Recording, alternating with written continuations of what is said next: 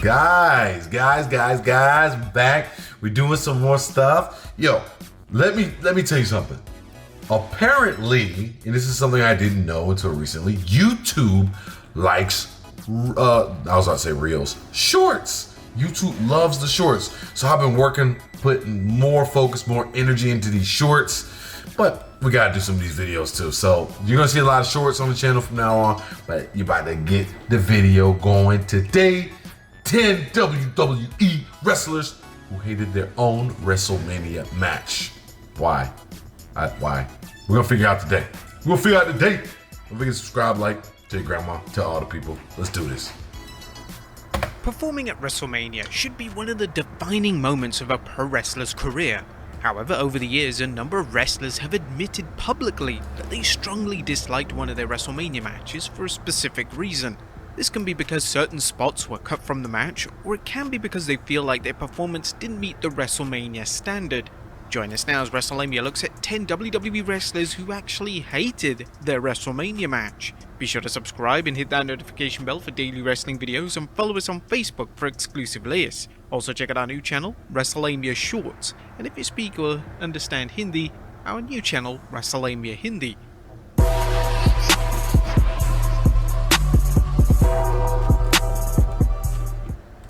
Number 10, Jeff Hardy at Wrestlemania 25. The two brothers collided at Wrestlemania 25 as Jeff and Matt Hardy collided on the grandest stage. The match would be an Extreme Rules match, and it was mostly well received, but Jeff Hardy wasn't pleased. Jeff took issue with how many spots had to be cut from the match, and according to Jeff during an appearance on the Broken Skull Sessions podcast, this impacted the overall quality of what Jeff and Matt could deliver. Jeff did state that he did confront Vince McMahon regarding having spots cut from the match, and this was extremely rare for Jeff to confront his boss in this manner. Jeff believes that this earned him respect, mainly because McMahon was aware that his anger was coming from a genuine place. Number 9, The Undertaker at WrestleMania 30. Yeah, especially if you got a whole bunch of stuff playing, especially somebody like Jeff Hardy. There's probably all kinds of stunts playing, flips and things. And so I can understand why that would be a little bit like, okay, come on. It takes away from whatever. So whatever reason they wouldn't want to do it, then I can see why. Whatever reason, Vince didn't want it to happen. Could be because I don't want you doing this because of what might happen later. Never know. 3. WrestleMania 33 was designed to be The Undertaker's farewell match. It was going to put over Roman Reigns in the main event and sail off into the sunset. But the problem was that the match wasn't exactly the quality fans expected from the dead man. The match was awkwardly paced, and The Undertaker botched several notable spots. Taker has even spoken at length in relation to his thoughts on the match, and has since labelled the match as disgusting. The dead man wasn't happy retiring with a match of such poor quality, and it's hard for anyone to take issue with The Undertaker not wanting this match to be his final time on the grandest stage of WrestleMania. The Undertaker was even so ashamed of the matchup that he apologized to Roman Reigns because he felt so bad for being responsible for such a negatively received match. Number 8, Triple H at WrestleMania 32. But Triple H's showdown with Roman Reigns at WrestleMania 32 was heavily panned by fans. It was lackluster at best, and the match failed to have that spark that's needed in a WrestleMania main event. A month after WrestleMania 32, the game was asked for his thoughts on the match by the Mirror UK, and with Triple H being a key part of WWE's management team, he had to be extremely careful in what he said. Triple H clearly had issues with the match, and whilst he didn't outright declare that he loathed the match, he did discuss some of the match's shortcomings. It was a challenging situation on a lot of fronts. Roman is a unique character in the business and a polarizing character, much like a John Cena or somebody like that. He's a polarizing character. You're in front of 100,000 people, and you're also coming up at the end of a 6.5 hour plus show. It was long. I was happy with it, but to be honest, I've not watched it back yet. I'm really funny about watching myself back at this point in time of my career. It's hard for me to see the positives sometimes. Number 7, Rhea Ripley at WrestleMania. That's a noble answer for somebody that really didn't want to ruffle any feathers. I mean, as we know, Triple H is he's a boss man now, but as a wrestler before, I think that, anytime that you just, like I said, you don't want to ruffle feathers, you don't want to upset the wrong people, you don't want to make it seem like you didn't like it, like you hated it. It's just, it was a long day, it was a long match. It's something that I would have, seen differently. I don't want to watch it back. If you liked it, you might want to watch it back. If you didn't like it, or if you're just, like I am, I don't ever watch any of these videos back once they're up. I don't watch myself in the news back, but I get that too. Both sides of the coin. 36. WrestleMania 36 was a massive disappointment for several reasons. The main reason was that due to the COVID-19 pandemic, WWE were forced to present their biggest show of the year in front of 0 fans at the Performance Center. Additionally, some of the match outcomes on the 2-night event left a lot to be desired. Take for instance when Charlotte Flair defeated Rhea Ripley to win the NXT title. This win was completely pointless, and fans were quick to criticize the booking decision. According to Ripley during an appearance on Lillian Garcia's podcast, the match badly impacted her confidence. It did feel like that though. I definitely have gone through a stage where I did start losing the confidence in myself because I just wasn't portrayed the same way that I was, I started, even now, I'm still slowly building myself back up from it. My confidence definitely was tainted a little bit, which sucks because I try and keep it up and do my best all the time.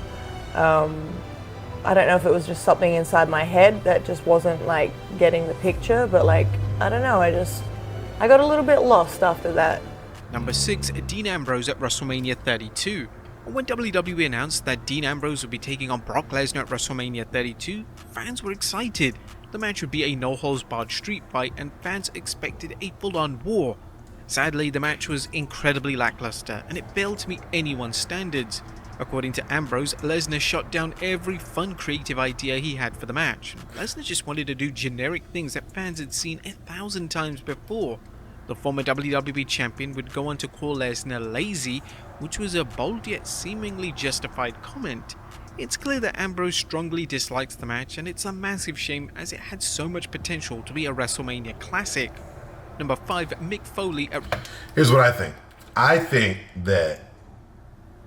Lesnar wanted to walk a fine line in making sure people get what they expect. If you try to do something a little different and you end up botching it, that's when problems happen. So I think maybe he didn't want to get too wild. He wanted to just give people what they know and what they can expect and what they know that they've loved in the past. They've loved it 1,000 times. They're going to love it 1,001 more times. So, yeah, two-sided.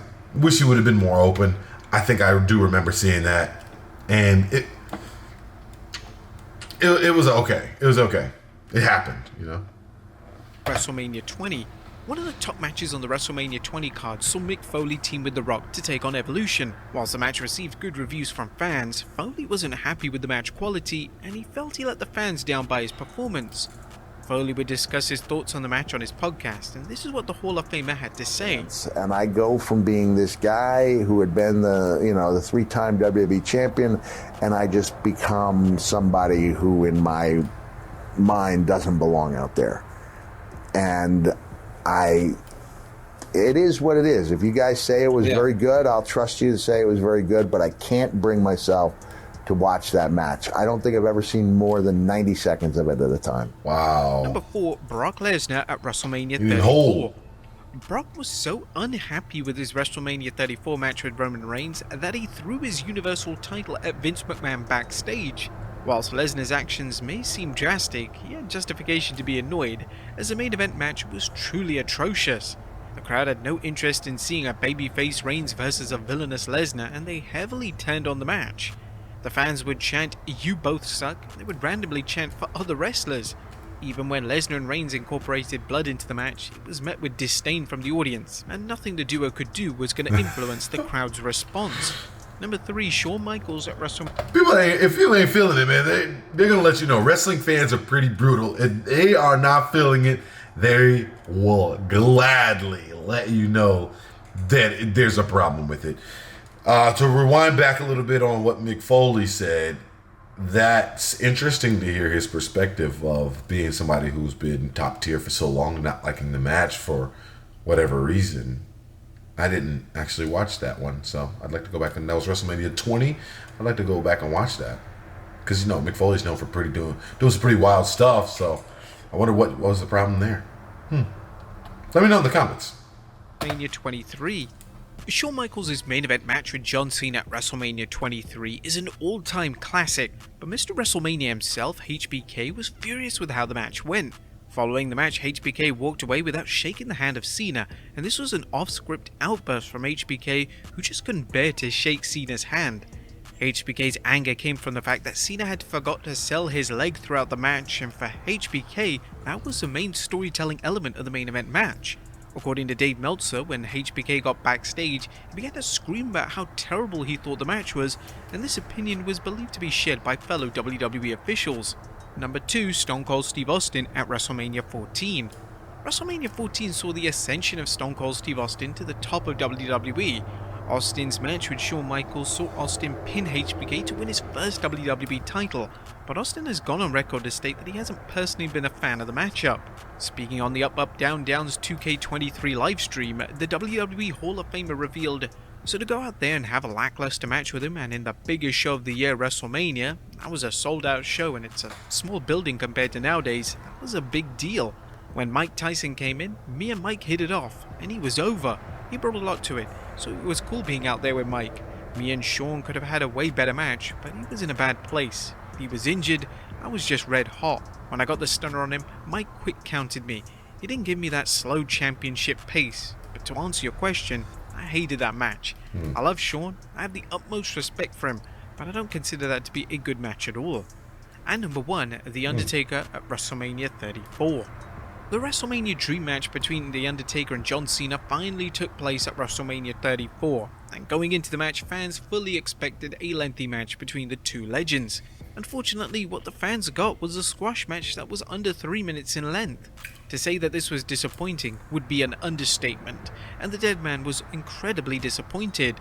Taker had trained for a 45-minute war with Cena, and he was stunned to find out that Vince McMahon wanted to book a squash match. Taker would discuss this during an interview with Chris Van Vliet, saying, "I didn't know it was going to be short till I got there that day, so I've trained for a 45-minute war, and alright, here's redemption.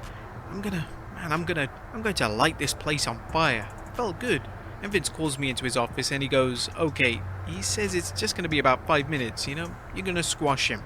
I'm like, What? And Vince, he just thought that was the funniest thing, because he knew how hard I'd been training. There you have it, folks. 10 WWE... Honestly, that would have burned me up too. When you're ready to go to war like that and you've been training all this time and it just seems like I don't know if it seems like it crumbles in your hands.